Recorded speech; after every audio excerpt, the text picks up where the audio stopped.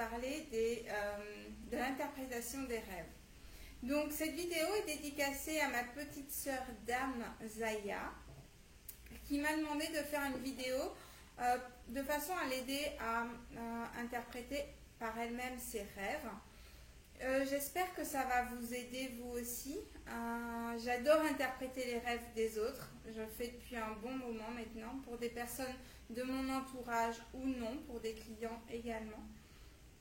Donc j'espère que toute mon analyse et toute ma connaissance que j'ai à ce jour, je ne dis pas que j'ai la vérité absolue, si ça se trouve il y a d'autres choses à développer, d'autres choses à apprendre.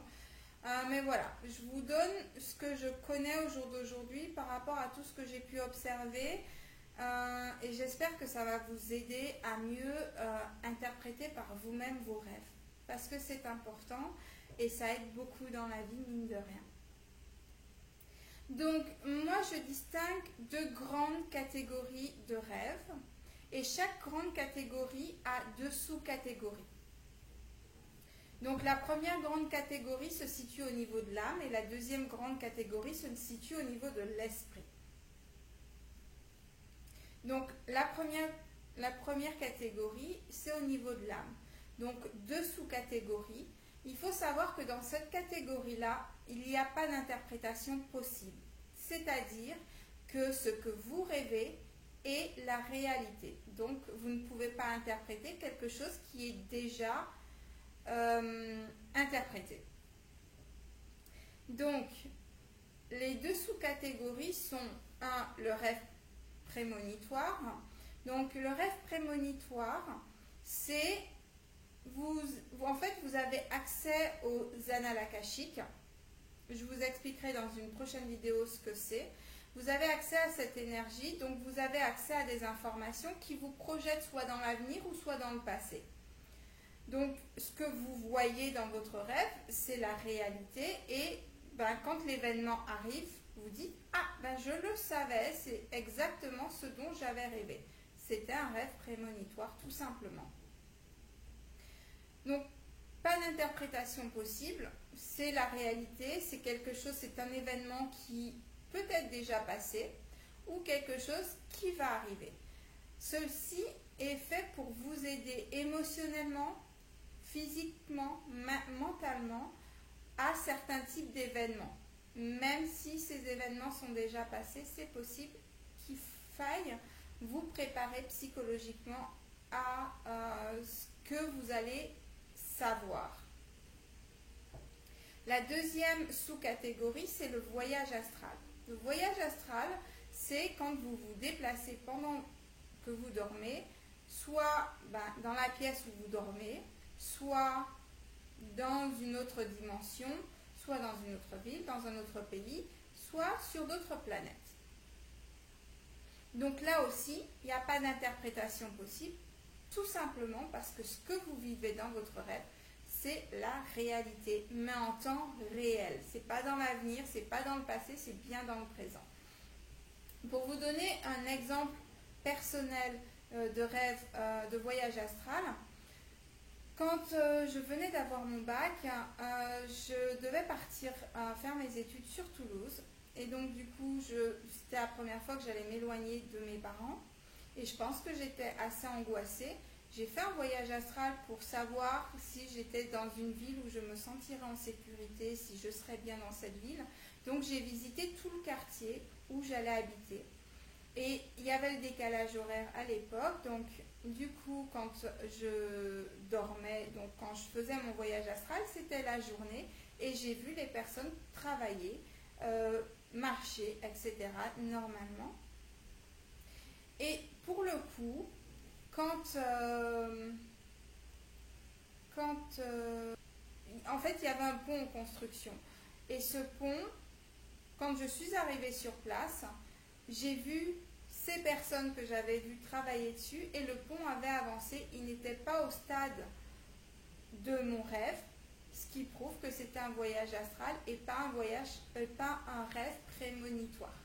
Et surtout que je me suis déplacée, que je voyais les gens en activité. Voilà. Ça, c'est un exemple de voyage astral. mais ça peut être dans d'autres dimensions. Je ne vais pas vous raconter tous mes voyages astro dont je me souviens, mais ça peut être dans d'autres dimensions. Vous pouvez avoir un autre corps, vous pouvez avoir tout un environnement complètement différent de celui qu'on connaît sur Terre. Ça peut vous paraître complètement incongru, et pourtant, c'est la réalité. Donc il faut garder un esprit ouvert par rapport à ça. Tout n'est pas seulement comme on connaît dans ce monde matériel. La deuxième grande catégorie, donc c'est au niveau de l'esprit, c'est plus terre à terre, et ça se concentre plus sur nos soucis quotidiens, sur notre vie terrestre de personnes incarnées. Donc les deux sous-catégories sont la première que je nommerais guidance. Donc en fait, c'est notre esprit qui analyse tout ce que l'on sait, tout ce que l'on connaît, tout ce que l'on rencontre, pour nous aider à mieux comprendre ce que l'on est en train de vivre. Par exemple, on se pose des questions sur quelque chose, ou on est perturbé par quelque chose. Tout notre savoir va être combiné, analysé, tout recombiné de façon à ce que un rêve puisse émerger de ces émotions, de ce que l'on vit. Et donc, ça va se transformer en symboles. Et ces symboles, si on les interprète bien, on peut comprendre quelle solution trouver par rapport à notre situation, ou qu'est-ce qui nous perturbe profondément, etc., etc. Donc les symboles, généralement, alors il y a des symboles très connus, tels que la mer, ou tout ce qui représente l'eau représente les émotions. Donc si l'eau bouge, s'il y a des vagues, ça veut dire qu'on est perturbé, que l'on est agité. Si l'eau est calme, c'est qu'on est serein. Si l'eau est sale, c'est que nos pensées ne sont pas bonnes, nos émotions ne sont pas saines, etc., etc.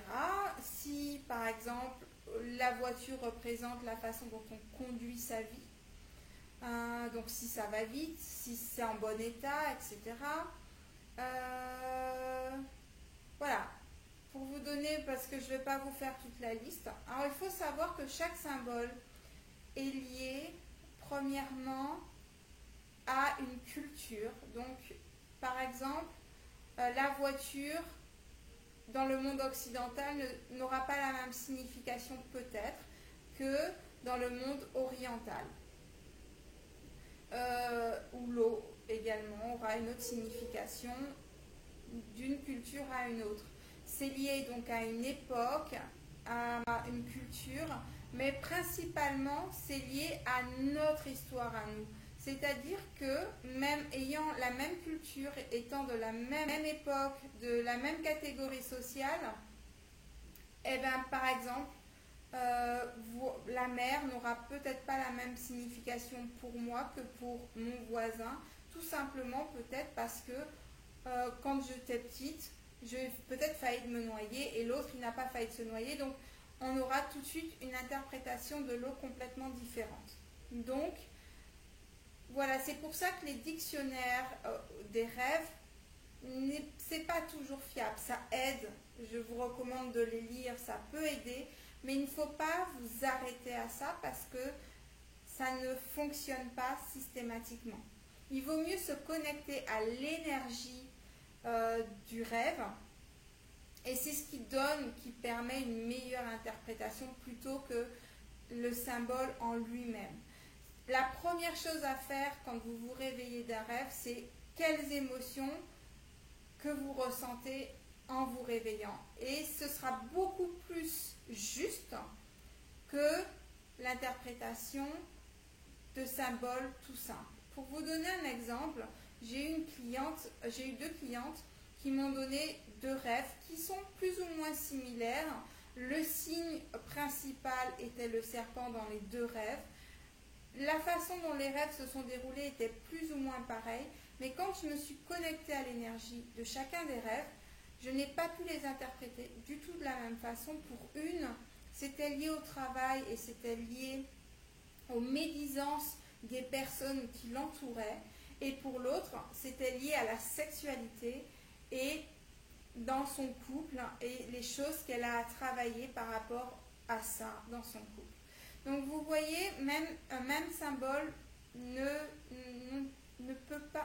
pas la même résonance, la même énergie. Donc se connecter à l'énergie du rêve est bien plus important que de se connecter au symbole en lui-même. Mais les symboles sont importants. Je ne dis pas ignorer les symboles, pas du tout. Je dis juste d'avoir l'esprit le plus ouvert possible. Donc la deuxième sous-catégorie, c'est que le rêve n'a aucune substance énergétique. Donc il n'est pas possible de l'interpréter. Il ne vous apportera rien. C'est des éléments de choses vécues, c'est peut-être parce qu'on est perturbé et que des choses remontent à la surface, mais il ne vous apporte rien en soi. Enfin, en tout cas, moi, en tant que personne qui interprète les rêves, je ne peux pas donner aux gens une interprétation si le rêve n'a aucune énergie.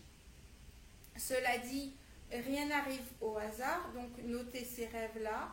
Ça a peut-être une signification sous-jacente. Donc il ne faut pas rejeter des choses sous-jacentes également. Voilà, en gros, j'ai fait le tour par rapport aux rêves. Voyons voir si j'ai dit tout ce qu'il fallait que je dise. Oui, il y a une chose importante par rapport aux rêves. Pourquoi souvent les personnes n'arrivent pas à les interpréter? C'est que soit elles rattachent beaucoup trop le rêve à leur situation actuelle, ou soit elles rentrent dans leur ego et en fait, elles font coïncider tous les symboles à ce qu'elles souhaiteraient qu'il leur arrive dans leur vie, aux solutions qui les arrangeraient bien, qui leur paraît plus simples, mais ce n'est pas toujours le cas. C'est pour ça qu'il faut vraiment avoir l'esprit très ouvert, parce que le rêve peut vous apporter une solution pour quelque chose dont vous prêtez aucune attention, mais en résolvant cette chose, vous allez pouvoir résoudre la chose qui vous préoccupe.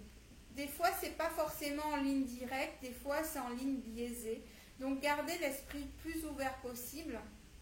C'est pour ça que très souvent, c'est plus facile de demander à quelqu'un d'interpréter ses propres rêves que de les interpréter soi-même, parce qu'il y a un côté émotionnel qui empêche d'être juste dans son interprétation.